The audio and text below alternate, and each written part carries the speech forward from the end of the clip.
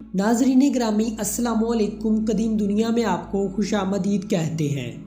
बनी इसराइल जिसे यहूदी कहा जाता है, आखिर इनके मजहब में वज़ू और गुस्ल कैसे किया जाता है और इन्होंने वज़ू और गुस्ल किस तरह और कौन से मजहब से अखज़ किया, तो इस मालूमात से बड़ी वीडियो को बगैर स्किप किए एंड तक लाजमी देखिएगा।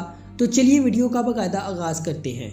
मोअज़्ज़िज़ दोस्तों, ये हज़रत मूसा अलैहिस्सलाम की ऐसी बदबख्त कौम रही जो कि अपनी आंखों देखी अल्लाह ताला के मौजज़ात के बाद भी अल्लाह पर ईमान ना लाई, बल्कि ये अलानिया कहती रही कि अल्लाह पर ईमान अल्लाह को अपनी आंखों से देखकर ही लाएंगे।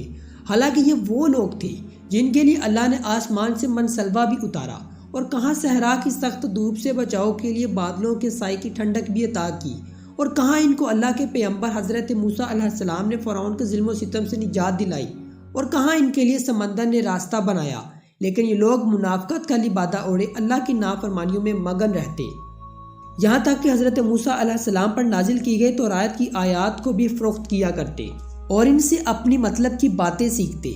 लोगों को तो अच्छे कामों का कहते मगर खुद अमल ना किया करते।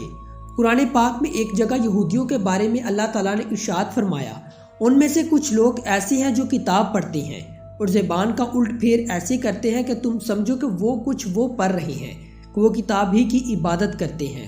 मोअज़्ज़िज़ दोस्तों, यही वजह है कि यहूदियों को अल्लाह ने बदबख्त कौमों में शामिल कर दिया।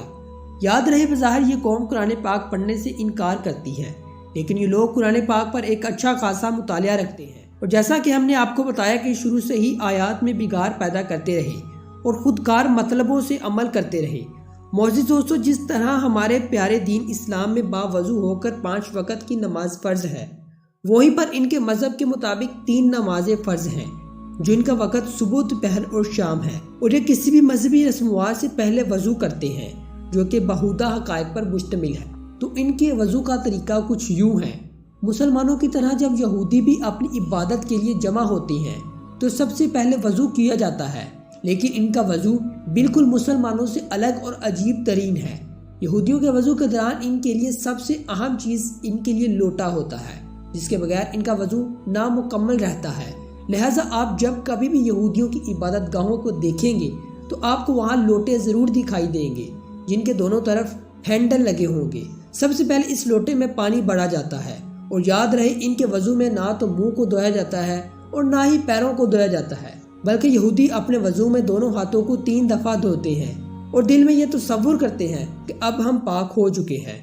नाज़रीन ग्रामी, अगर हम इसी तरह इनके गुस्ल की बात करें तो बाकायदा तौर पर इनके मज़हब में गुस्ल नाम की कोई चीज़ ही नहीं, क्योंकि ये पाक होने के लिए वज़ू का तरीका ही इस्तेमाल करते हैं। लेकिन जब ये जनाबत की हालत में हो तो ये पाक होने के लिए जिस्म पर 2 मरतबा पानी डालते हैं और एक मखसूस कपड़े को अपने जिस्म पर फेर कर कहते हैं, अब हम पाक हो चुके।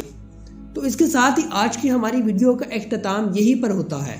अगर आपको हमारी वीडियो पसंद आए तो इसको लाइक करिएगा, सब्सक्राइब करिएगा और बेल आइकन की घंटी को प्रेस करना मत भूलिएगा। खुदा हाफिज़।